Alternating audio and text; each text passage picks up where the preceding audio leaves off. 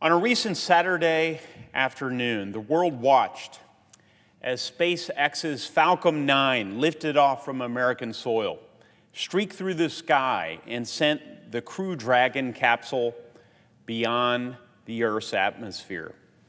By Sunday, its crew was successfully docked at the International Space Station. The following morning, Indianapolis-based Eli Lilly and Company announced the start of human testing of a potential treatment for COVID-19. Falcon 9, the first rocket to send men to space from America in a decade, was traveling at 10 times the speed of sound. And Lilly's COVID-19 therapy is moving nearly as fast. It often takes a dozen years to develop a drug. This one could be available in just months. Neither happened spontaneously, though. They're the result of years of savvy technological and scientific investments, of partnerships between private industry and government. Such investments, such partnerships, open new horizons in space exploration and disease fighting. And they show us the endless frontier into which American imagination and ingenuity can carry us. We Americans have always been drawn to the frontier. Yes, the natural frontier of wildernesses and unfamiliar territories from which states such as mine sprang, but also the frontier that bounds what we as humans were once imagined to be capable of accomplishing after our forebears settled across this great continent. Americans see the heavens and don't simply wonder what they hold.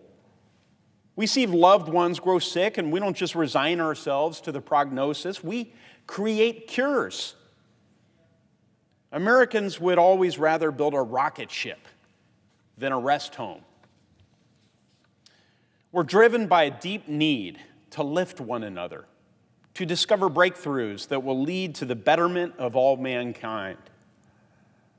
And among the most powerful allies we have in accomplishing this are our science and research and the innovations that they fuel. In the 20th century, Vannevar Bush beautifully captured the essence of American culture of discovery and innovation. He first coined the memorable term endless frontier. Bush, you see, was a visionary, an unsung hero of World War II. He was the man who saw the importance of science and discovery in defeating the Axis powers. As President Franklin D. Roosevelt's unofficial science advisor, he initiated the Manhattan Project and ensured that it received top priority from the highest levels of government. Later, in his 1945 report to the president entitled Science, the Endless Frontier, Bush called for an expansion of public support for science and paved the way for the creation of the National Science Foundation. He believed that America's security and prosperity depended upon pre-market investment in science and technology. Basic research, in his words, was the pacemaker of technological progress. New products and processes do not appear full-grown, he said. They are founded on new principles and new conceptions, which in turn are painstakingly developed by research in the purest realms of science. Bush was right. The years that followed proved it. A National Science Foundation was created. A space age was ushered in. A space race was won. An evil empire was defeated. All in an era of historic prosperity that was only possible because of America's economic and technological supremacy, itself built on government-funded pre-market research. Bush originally articulated the importance of science to the nation's fortunes in a time of peril.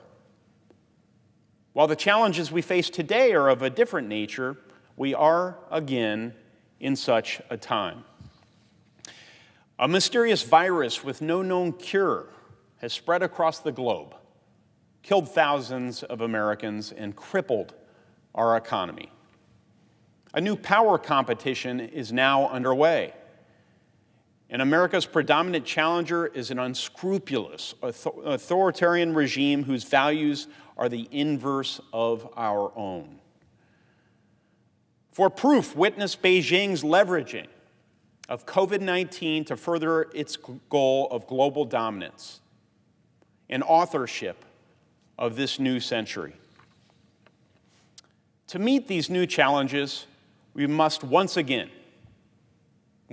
show the entire world the resiliency and dynamism of the American people, the American economy, the American spirit, and the American project itself.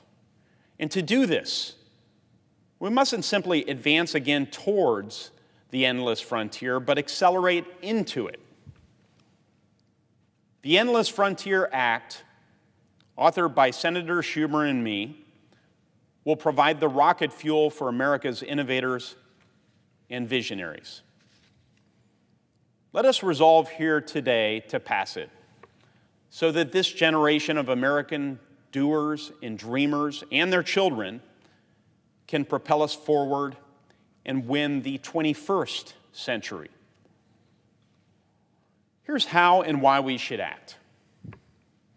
The Endless Frontier Act will bolster U.S. leadership in science and tech innovation and boldly increase pre-market investment in emerging tech.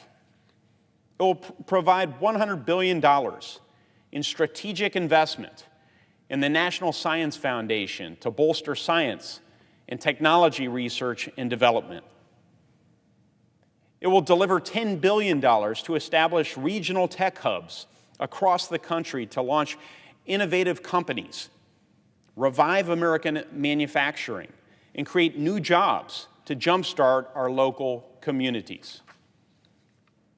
And in coming years, it will strengthen American power, increase American prosperity, and carry on America's never-ending quest to continuously improve the world through innovation. Let us pass this act. If we do, another endless frontier will be before us, and with it, a stronger, freer, more prosperous nation, and a world in which free men and women author this new century.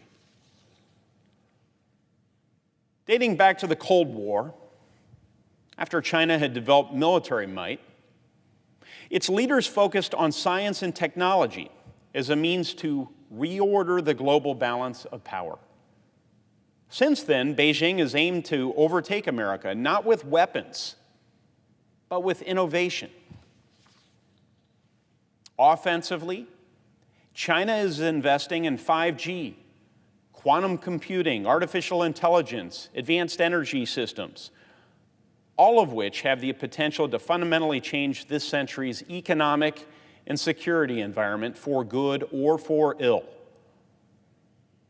Defensively, China is shoring up domestic industries while exploiting our economic downturn and cynically using the pandemic to play the part of concerned global citizen to further its position in the world.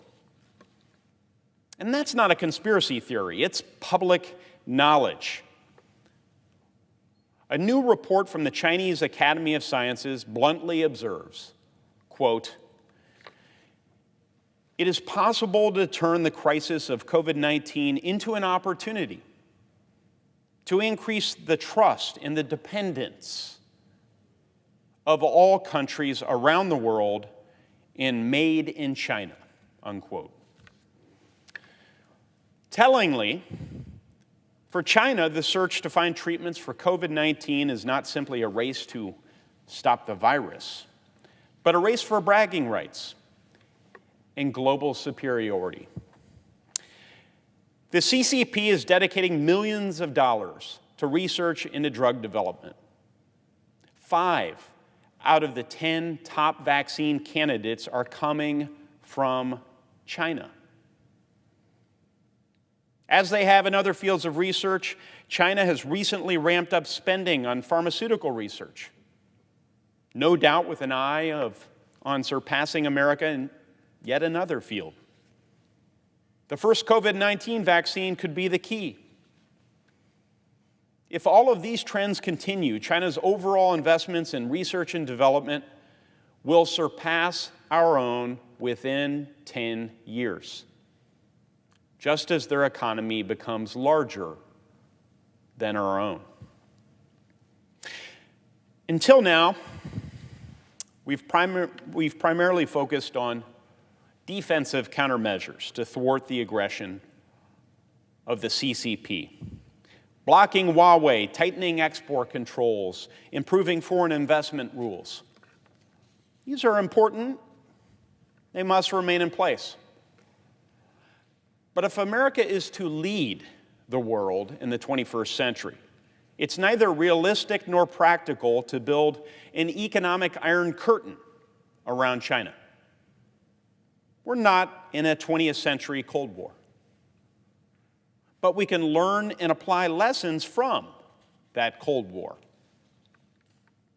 Just as we did in the 20th century, we mustn't simply contain a competitor, but instead out-innovate and outgrow them. Something else is in the balance here, too. China longs to become the world's leader, but lacks the attachment to human rights and dignity required of those who seek to fill that role. What becomes of liberty in a world led by such a power? However imperfectly, every American generation, from the founding forward, has labored to preserve and pass down the blessings of freedom, here and wherever its friends may be found. And this current generation must carry this on and provide the world with a choice between a great power that defends freedom or one that tramples upon it. But we will be powerless to offer this alternative if we don't keep pace with China. And we will not have a shot at this unless we invest in ourselves. Implementing the Endless Frontier Act will provide that investment. It will prevent us from being outflanked, and it will pave the way for a second American century. One of the primary reasons why the 20th century was America's rather than Russia's was because we produced more prosperity. You see, wealth is a crucial weapon in global competition. Bold investment in pre-market research, like that proposed in our Endless Frontier Act, will generate more of it and make us a wealthier nation. The connection is undeniable and historic. When human beings began to apply science and technology to industry in pursuit of new goods and services, of greater efficiency and output, human wealth grew by historic bounds. Cognitive scientist Steven Pinker has charted this progress, and it is staggering. Human wealth barely advanced in the millennium after the year 1 AD, and had only doubled a half millennium later. Then the Industrial Revolution arrived. Between 1820 and 1900, the world's income tripled. 50 years later, it had tripled again. And again in 25 years. And again 30 years after that. This represents a 100-fold expansion of the world's gross domestic product since the Industrial Revolution, thanks to advancements in science and technology. And the technologies that ushered in this era were the result of curiosity, experimentation, failure, and ultimately, discovery. This is the formula for innovation. and it's something Americans are particularly familiar with. We are a creative people with a penchant for plunging ahead when we have an idea and searching for a solution when we see a problem. You know, it takes courage to be creative. And in America, we encourage and honor that courage. We celebrate those who try and fail and courageously get up and dust off their trousers and try again. We venerate our inventors. Bell, Edison, George Washington Carver, Jonas Salk, the Wright brothers, Tesla, Einstein, Page and Brin, Jobs, Musk. We know and remember their names, and we benefit daily from their contributions. Their life's work is a monument to human potential and also American greatness. And their work would not have been possible without a hallmark of American culture, breathing space. Yes, breathing space, space for the creative process. The very process required to connect things that already exist that no one ever thought of connecting. And to take new discoveries and turn them into new products and services. When we join research with American creativity, we do more than produce faster cars and TVs with clearer pictures. We do more than generate material wealth. You see, our innovators are part of something far more profound. An endless pursuit of human knowledge and progress, a quest that fulfills our deepest human needs as a people. That's what they're part of. It is our built-in human belief, in the words of my friend Walter Russell Mead, that through change we encounter the transcendent and the divine. Passing the Endless Frontiers Act will keep this quest going. And the quest will make our lives richer in so many ways.